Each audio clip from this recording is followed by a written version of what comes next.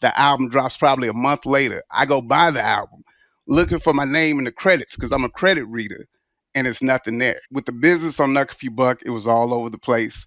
I didn't get credited until last year officially. Even when they would bring me up and mention me, they would never mention me in regards to Knuck If You Buck. Whatever happened in court, it's been settled. Y'all can tell the whole story now. You are witnessing history right now. This is the first interview ever. I'm saying DJ Doc Jams, but then I see it says Docjam Beats, and I'm putting them together.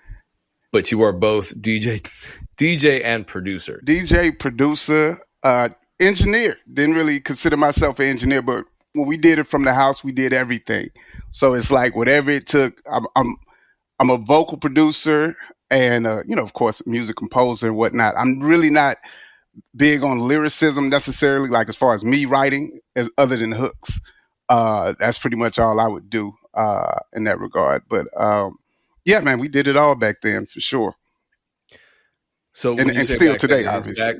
Back in Atlanta, you were working with a lot of underground artists in that scene. So what, like early 2000s? I started in the 90s, aging myself totally, but with my more popular records, I started working with Crime Mob in 2001.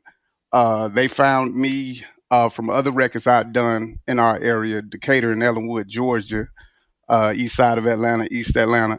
That whole side of things, that's kind of where I built my name on the underground, if you will. And this is my first interview, man. So you had a group by the name of the Georgia Girls with Big Manda. We had a group by the name of Born With It. The breakout artist there was a guy by the name of Runway Richie, and he's been having a lot of success on the underground. Just through this age, I guess you could say. I don't want to call him underground because he's had some decent records. But a lot of groups that never really made a big name for themselves, but I'll name them Mask Mafia. We had Just a J. We had did some stuff with Trillville, Scrappy. But I work with a lot of cats in Atlanta. And you obviously produced a lot of music for Crime Mob on multiple albums, including Circles, but including also their most popular single ever, which was Knuck If You Buck. For sure. Which has since been sampled by a lot of people. A lot of people, man. The Zay Hill figure and the Zayn McCall song for JuJu on the Beat. That was the biggest one because that's 2 times platinum. 2 times platinum, and I'm now listed as co-producer on that one as well because they just use the same beat. Because what year did you make the original Knuck If You Buck beat? If we're talking about the beat that sampled Knuck If You Buck, that was 01. The Knuck If You Buck beat that we hear in the world today, that was in 2003. That I made that one. So it was when I was in school still. With the business on Knuck If You Buck, it was all over the place. I didn't get credited until last year officially. I long been saying that I produced it, and there was nobody in the group who could legitimately or deny me. So nobody came out publicly and denied it. One guy, I don't want to speak negative of anybody in this particular interview, but there was one guy who tried to allude to me not producing it, but he couldn't honestly say it because everybody around him, his lawyer, manager, and everybody knew that I produced it with him. And not just produced it with him, but the one that's out there, I was the main producer on. And I was just willing to take the co-production credit because I didn't want to be in the group. So, a contract was offered to me to be as a member of Crime Mob, and I just didn't want to represent that. That they were their own group. Matter of fact, Crime Mob was 5 guys. And when the song blew up, the version that I produced is the version that had Diamond on it and had the Scrappy intro on it. When that started to blow up and the contracts came, the girls were added to the group, which meant 2 guys already got kicked out the group. And then I was offered a contract to be the 6th member of the group. I'm not a real member of the group. I didn't want to disrespect my friends at the time. So I took the contract I was given, like, nah, I can't take it, and gave it to Money Black, who's still a member to this day. How would you joining Crime Mob violate loyalty to people you considered friends? Because I wasn't an original member of the group. I was my own thing. I felt like I was my own thing. I was already producing for other groups. I felt like I had songs that could become hits anywhere, or hits in their own right outside of Crime Mob. And had I signed that contract, then that would have tied up some things because all of my work would have been a part of that that particular situation because I was also being offered to be signed as a producer. And I think that was the main thing, was that the fact that I produced, it made more sense to sign me. I learned after analyzing it for years, I kind of saw where it made sense to add me to the group. When I was looking at the situation, Crime Mob, the kids were in a lot of trouble and things like that, and I had the opportunity to go to college. So I felt like I would have been greedy to me going to college and also taking this contract. I would have been taking an opportunity from somebody who really could have benefited from it. Like, not that I wouldn't, I certainly would have benefited from it. And there have been times where I was like, man, that was dumb. You should have took the contract, man, because not taking that contract, I got left out of the credits and everything. I literally had to go to summer school. As soon as I got out of summer school, the album drops probably a month later. I go buy the album looking for my name in the credits because I'm a credit reader, and it's nothing there. And I'm like, man. So that For was kind of nothing, your name's disappointing. not on the album at all. Well, it wasn't, not then. It wasn't nowhere on that first album. And keep in mind, I produced their biggest song, the hit song off the record, and they're making money and doing shows, but the business was all over the place because there was a lot of confusion when it came to, we just didn't know the business. Even with the publishing situation, split sheets and all that stuff, we didn't know anything about it. And when that finally was presented to them, they just split it up amongst the group as opposed to splitting it up amongst the actual writers of the song. I should have been a Mm. writer. There was another gentleman by the name of Tay Henderson, Break Bread Tay. Shout out to him. He wrote the last verse on the song. He never got credited either. But the situation was, the version that Lil J did, Tay did the last verse on that. And he did such a great job on it that it was like, when it came time to make this version that would go to radio, I'm like, we got to keep his verse on there. But Tay was older than all of us. I think, happy birthday to Tay. He just turned 50 as well. Happy But birthday. doing the math, they were kids at the time, and it wouldn't make sense to keep him in there. So we had his cousin do his verse, uh, and that was the history. And I always assumed that they would handle the business amongst each other, but um, yeah, it just didn't happen that way. So you're pre-college age then. So you're teenagers. They're teenagers. I'm in college at the time. I was at Morehouse College when I But produced Knuck a Few Bucks. what that's like 18, 19? Probably 20, 20. Okay. So but still an adolescent at that Yeah, time. young, very young for sure. And even younger than that when it came to learning the music business. I knew nothing about it. Nothing. I just So love to when make all that songs and make happened, music. when you're looking at the credits and you don't see your name there, what did you do? A part of me was like, man, I guess this is part of paying dues because I really wanted to see them make it. And I really didn't want to discredit my little brother. He was my protege. Like, all those guys were my proteges. I was teaching them how to produce songs from home. I produce songs from home to this day. Got the microphone in the back, and it's always just a simple setup. It didn't take a whole lot to make a record for the audience we were making it for. I didn't feel like our records needed to sound like what was on TRL at the time, or whatever pop station. I felt like doing it from the house on, even we used to record on a computer mic back in those days, and I felt like it worked just fine. It came across clear, and the main focus was the beats for us, but producing the vocals was important for me, even if we didn't have the best quality. It's kind of like considered lo-fi. Matter of fact, when I produced Knuck a Few Buck, I didn't even produce it in like CD quality. Like, as far as the hertz go, 44.1 or whatever the case is, I was at 3200 because I didn't have a lot of computer space. So saving everything at the 44.1 would have made it, clutter up my hard drive. So I wouldn't be able to do as many songs. So I would do it at 3200. And then once I got everything mixed together, would push it up to 44.1. I use Cool Edit or Adobe Wait, Audition hold on. now. Cool edit? Cool Edit. That was my tool to do it. Cool Edit. Because like when I first started out, it was early on in the digital, thing. And we had a Windows computer initially. And it came with a program called Windat.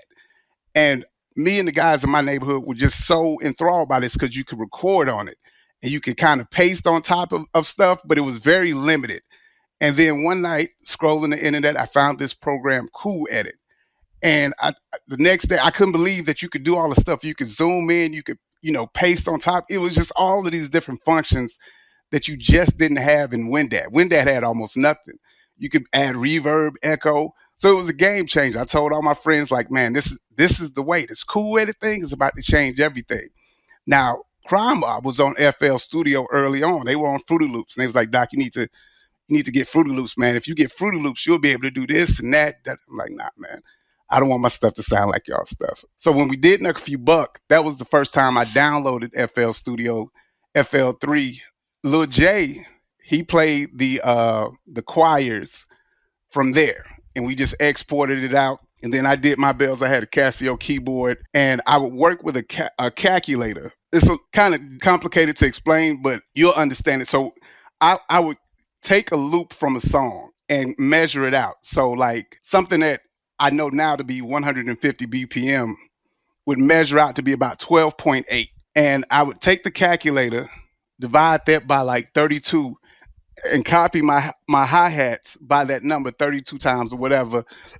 And then I would go back. I knew how to steal kick or sample kicks and drums from everybody's record, and I would go back and paste it on top of that. And then that's just how I built the beat. So it's like in my computer right now, I have like the files of me building the beat up like that. So you have like 3 kicks, and then it's just all the rest hi-hats, and then save that, then add the other. It's a complicated process, but it paints a picture when you see the files that I have. It was a very shout out to Nitty Beats. Nitty Beats, he produced It's Going Down and a bunch of other hits.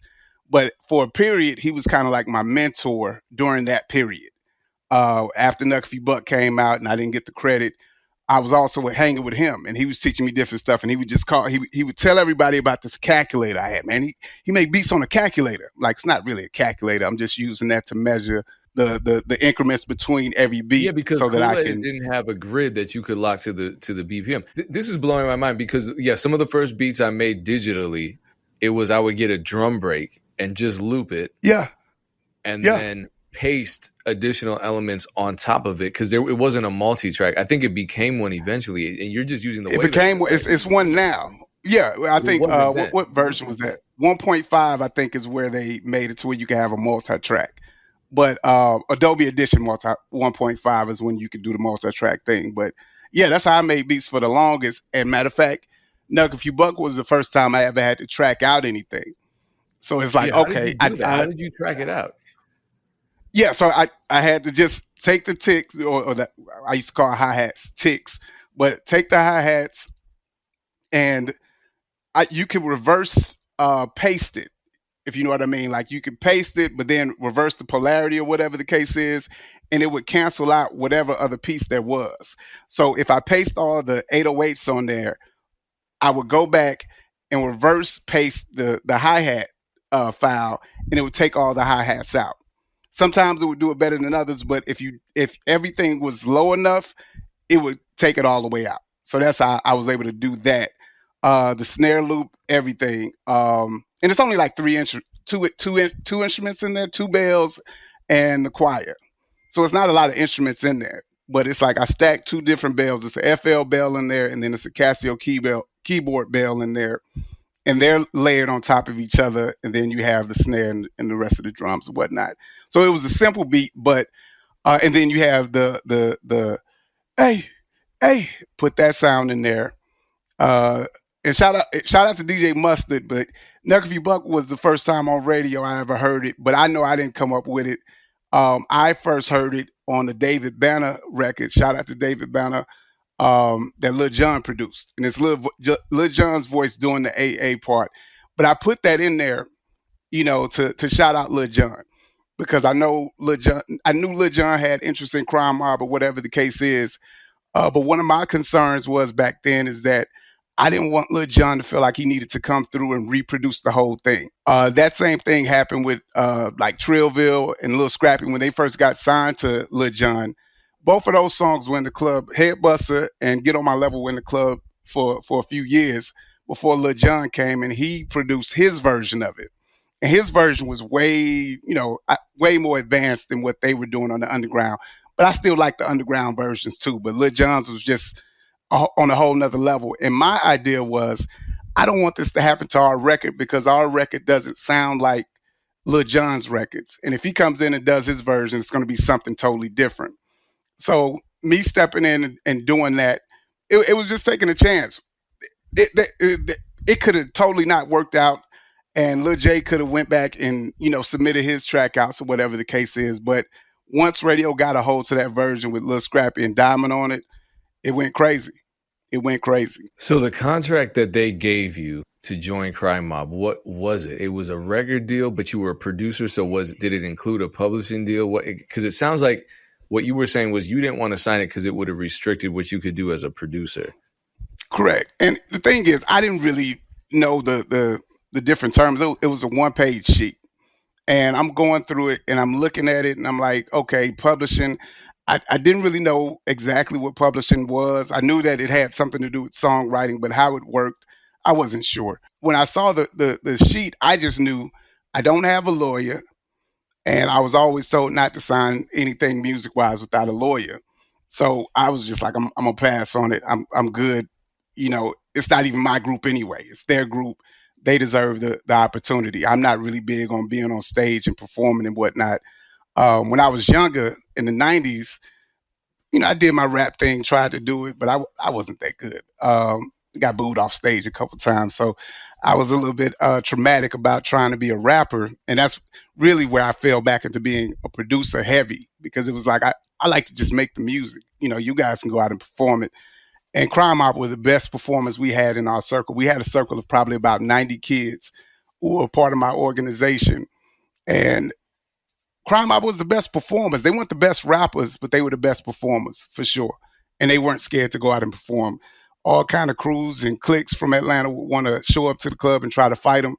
They didn't care. They just showed up anyway, did the show, and then left after the show. Okay, so the album title "Hated On Mostly" was real. Oh man, people hated. Well, let me not say everybody hated them, but at the time, I think a lot of groups in Atlanta, it was a ton of groups, and I think they saw Crime Mob get on and saw them not having that same opportunity because they weren't just giving out opportunities to everybody. So a lot of guys who may have felt like they were more talented, hey, they would want to fight Crime Mob, and Crime Mob would fight for sure, and Scrappy would too. Shout out to them. So when JuJu on the Beat comes out, obviously they just took your instrumental. How did that business get handled? Because it was no longer a thing where everyone's just young, they don't know better. Yeah, This is now sample clearance. So that's where the issue came in because it wasn't. I was never on any of the business for Knuck If You Buck. Never got added to it. It was always this kind of limbo that they had going on to where when I would talk to them, they would be like, "Yeah, such and such is holding up the money." Da da da da da. So they never claimed to have a whole lot of money. Lil J got a publishing deal on the side with Sony, so he had money. But the rest of the group was kind of scrambling, and me just having a regular job, I was fine. I was like, I don't want to take anything from them if they don't have anything that's really worth going for. But once JuJu on the Beat came out, I'm selling insurance, for a major insurance company. I'm doing well. And then it comes out, and I think it's the funniest thing. I don't think it's going to do anything. I'm just like, oh man, look at these kids. They made a song, man. That's tight. It's good to see the work is still going on, and people are still enjoying the music, even if it's something different than what I would have done to it. But then when I see how big it gets, I'm getting off work, I'm getting online, I'm seeing it on Ellen, I'm seeing The Rock. The Rock is dancing to it, and I'm like, man, this is crazy. Maybe we should have a conversation about this. So go talk to him, to Lil J or whatever the case is. And I mean, it was always just kind of presented to me like, hey man, it's nothing I can really do. Nothing is, my hands are tied on it. So, I wasn't going to press it too much. I was glad that he was doing well. I was glad the rest of the group was doing well. So I didn't really want to, shake up what was going on. But after a certain amount of time, pain that starts to bother you. You're like, man, that's work that I really put in with y'all, and y'all act like I don't exist. And then I noticed in interviews, even when they would bring me up and mention me, they would never mention me in regards to Knuck If You Buck. And I'm like, well, what's going on, man? The contracts are pretty much over with at this point. Y'all are, whatever happened in court, it's been settled. Y'all can tell the whole story now. but they would always leave out that 2003 version, and they would tell the story up until 2003, and then they would skip that part and act like they went straight to Patchwork. Patchwork came in after the song was doing well at radio for about a year or so, and now the big label comes in, and I'm nowhere on the business or anything. I gave Lil J the track outs to it without any type of contract or split sheets because I didn't know any better. Just gave it to him. Here you go, man.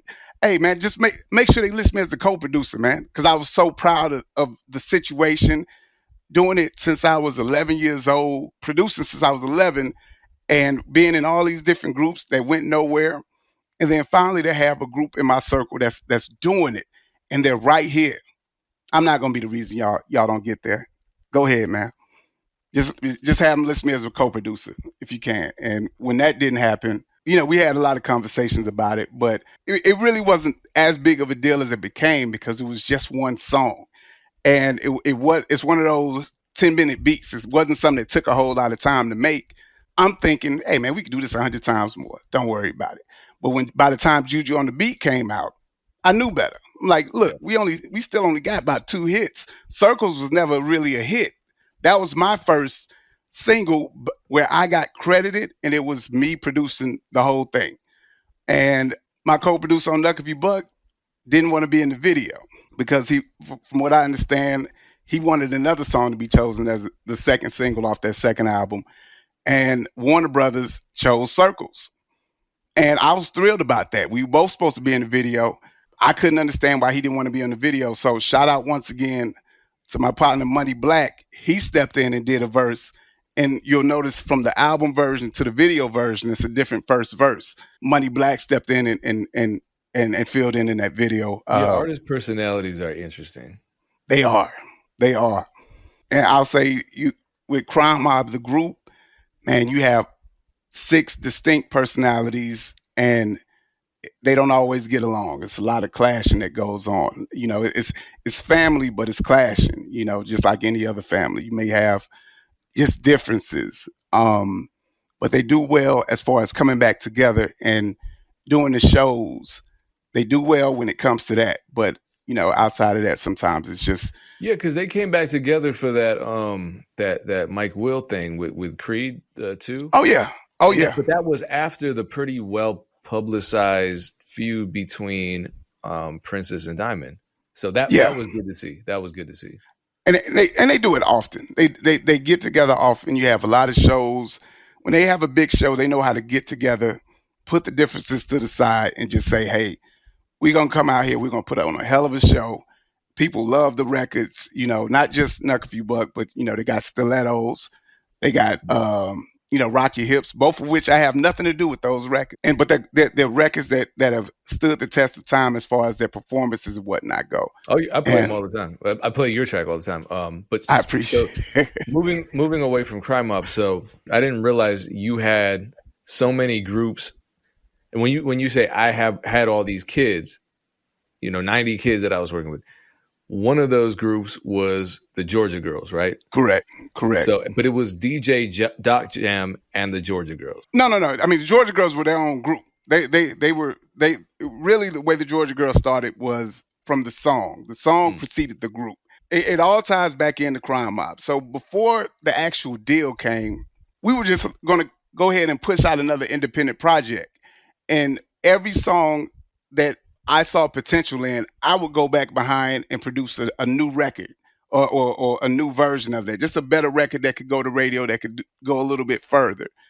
But George Girl was Big Manda's baby. Me and Big Manda had done an album called Someone Had to Do It. We completed it at the end of '03, I want to say. And back then you print up 1,000 CDs, through, not CD Baby, but disc makers or whatever. And you don't realize how many CDs, 1,000 CDs is until it's sitting in your room. And I think Miranda was a little bit depressed by it because, you got 1,000 CDs of this music that we've been working on for 3 years. And it's now we got to get out and sell it. it's not like as easy as just going out and people just having the demand for it. No, you actually have to sell it. You can go to the different music stores and they'll let you put it on consignment, and or whatever the case is. But um, at the time, that was like man, it was like a mountain of CDs, 1,000, and it's like damn. So I used to go over there and she would go through her notebook of things that she had been writing on, and she went through probably about 3 or 4 ideas, and then she gets to that Georgia girl one. And I'm like, that's a hit. Not saying it was going to be a worldwide international hit. I'm talking about strictly for Georgia. This is going to be it. So we thought. We go and we start to build up the song, and I'm like, okay, we're just going to do it. We're going to do this. We're going to do this record, and just kind of. I envisioned it being kind of like a ladies' night for the South. Where you had Missy and all them on the record. We were going to do that, but like just for the dirty South. So we went and got girls who were already in that collective, and it was called the Shotgun Nation. The Almighty Shotgun Nation was the name of the collective. We went and got different girls who were part of that. We had Fat Girl Vakura, she raps first on Georgia Girl. Got Princess on there. Diamond recorded a verse to it. We had Miss Slim, Janae, and we had Big Manda. We ended up not using Diamond's verse just because she didn't. We finished the record before she actually finished her verse. But shout out to Diamond because I give her credit for this. That was a sample that we used in the remix of Georgia Girl, and that's what everybody hears. But Diamond told me, she was like, "Oh, Doc, I heard this song today. I don't want to say the name of it, you know what I mean? But she gave me a sample idea. I already was thinking about sampling it, but her saying it made me want to sample it. So shout out to Diamond for that. And she does have a verse. And if we ever put out a remix to it, I'll check with her and see if she wants to put that verse out. But at a certain point, she told me not to use the verse. Maybe because she felt like she could do something better, and I know she could have did something better than what we had. So we ended up doing that record back to on track. The reason we wanted to put Diamond on it was because we were trying to do that crime mob thing. Okay, we got Knuck If You Buck, we got all these other songs. Let's put this together. Marie had already finished Miranda's project, so we had this great record that we had no place to go with it. So that's where Princess ends up on the record, because we're like, well, we can put this on the crime mob thing and kind of introduce the Georgia girls at the same time. The name Georgia Girl ends up coming from the song because when I would go to TJ's DJs, shout out to TJ Chapman, and try to promote the record, I would be like, Big Manda featuring Princess of Crime Mob, Fat Girl, and Miss Slim, and uh, Lashanta. Shout out to Lashanta and Lakeisha. They were called Infamy at the time, and they sung on the hook. We went and pulled them to sing on the hook. They weren't originally a part of the Georgia Girls, but we brought them in. And like I said, originally there was no Georgia Girls, so the song, anybody who was on that song, everybody who was on that song, with the exception of Princess, was in the Georgia Girls at some point. But initially, it was five different. Well, two girls who were a group, and everybody else were solo artists. And it was just hard to promote that way. Imagine putting all these different artists featuring blah blah blah blah back then. Now it's great because you get to kind of cross cross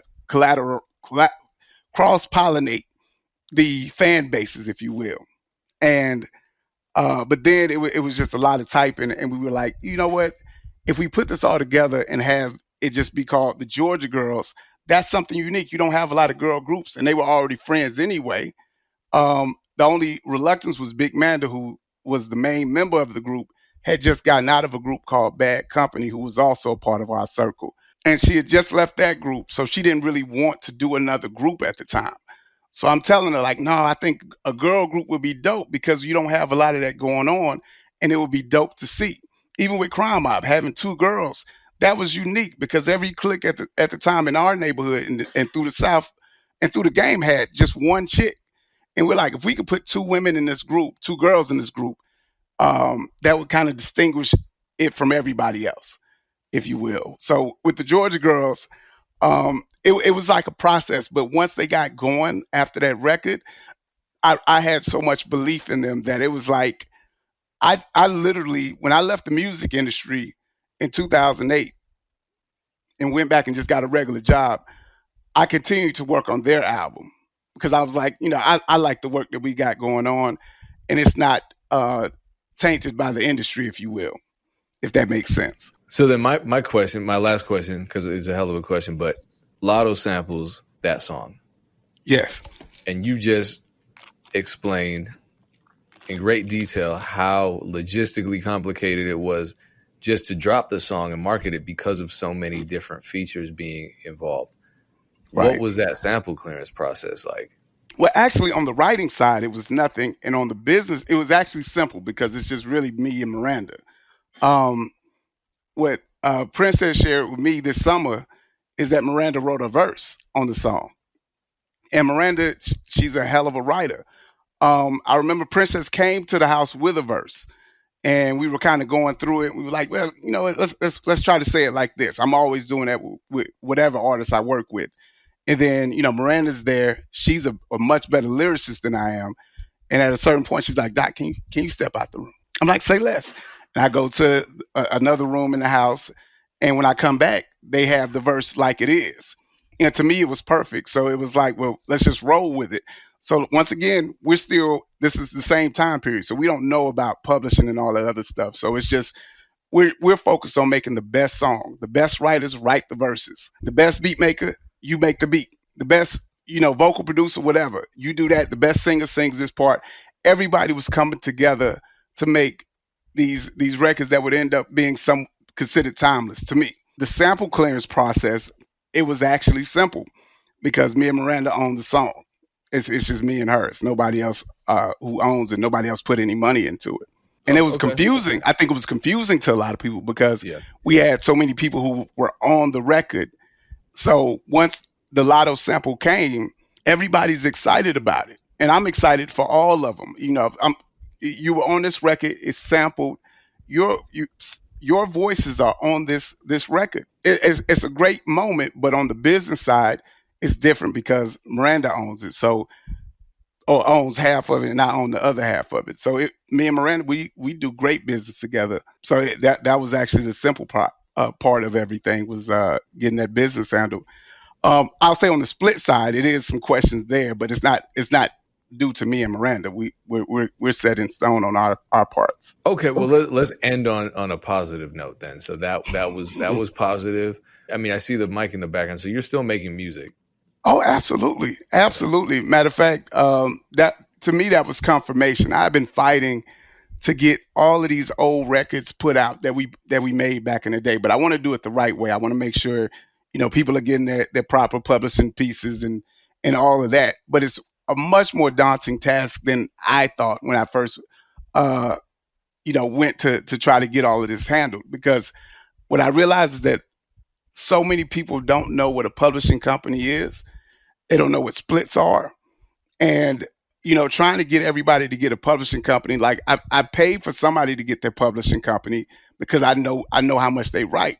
But I'm like, I can't do this for everybody who we did these songs with. So when the songs come out, they may be a little bit different if we can't get, the proper information on certain people. But, this is just a part of me learning the business and I guess my whole circle learning the business who didn't know it as well as we should have. So then in order to get access to that music when you drop it, what's the best way to follow you? Follow me on Docjam Beats or on Spotify, DJ Docjam. That's where I'm going to kind of put out a lot of the projects. We have a new Georgia Girl, I guess you could call it the deluxe version of the album that we put out last year. We're going to put that out, and that's going to probably have about 20 or so songs on it. And it's going to be, DJ Docjam and the Georgia Girls. That's where that will be, DJ Docjam and the Georgia Girls. Because Miranda gave me complete creative freedom to put out all of my little remixes that I've done over the years. I love remixing and just trying out different stuff with songs that we may have already done and just seeing what happens with it. And so, yeah, we're going to put out a lot of that. We have a brand mob shit coming out, me and Money Black, where it's going to really build off of that crime mob sound. You know what I mean? Like Leangelo Ball just put out that record and it's going crazy on the internet. And I'm loving it because I'm like, that's my era right there, man. Yeah. That's my era. Not saying my beats sound like that, but the fact that he could put out a record that sounds like that and it cuts through so much of what's going on because it sounds different, I think. Yeah, so me and Money Black, we got mob shit coming. It's gonna be MOBSHXT, and we're gonna have the beat stars for that, and it's gonna be a lot of loop packs that are based on that crime mob sound. I never wanted to limit myself to that sound because I like to chop soul and I like to put 808s behind them and stuff like that. So I never wanted to be known for that. That's why I was cool with Lil J getting the credit by himself for so long. But sometimes it be the most simple beats that you make that really make the most impact. I made some stuff I thought was amazing that nobody else liked but me. And maybe one or two of my friends like, man, that's fire, man. You get that to Jay Z. I don't know Jay Z, so you know. But yeah, man, we got a lot of music coming out. A lot of different brands. Like I mentioned before, I have a country trap album coming that I'm doing. Uh, it's going to be under the name Jamford and Sons is what I'm going for right now. Um, Shout Oh, out to so that Sanford. is a musical brand then. It was not That just a that pseudonym. that no, that I'm really gonna. It's experimental. One of the things I love about right now is that as creatives, as producers, we can try some of anything, and we if you can do it, and we have the access to the platforms to put it out there, why not give it a shot? Well, I appreciate you telling those stories and being so honest about everything. Oh, for sure, Follow for sure. follow Doc Jam on Spotify where the music's dropping. Follow him on all other social media because Yeah, he is YouTube, active. Docjam Beats. I got to start. I got to start posting on my YouTube, man. I Yeah, like watching your show and just I like watching more and commenting more. But I do listen to everything that's being said. And I'm like, yeah, I got to start recording more and getting my face in front of the camera. I'm terrible with it.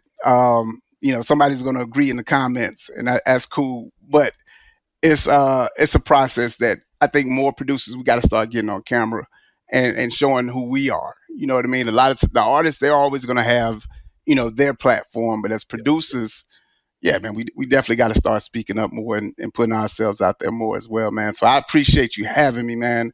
It's been a long time coming, Payne. I appreciate you, brother. I appreciate all the content that you put out there, the information that you share.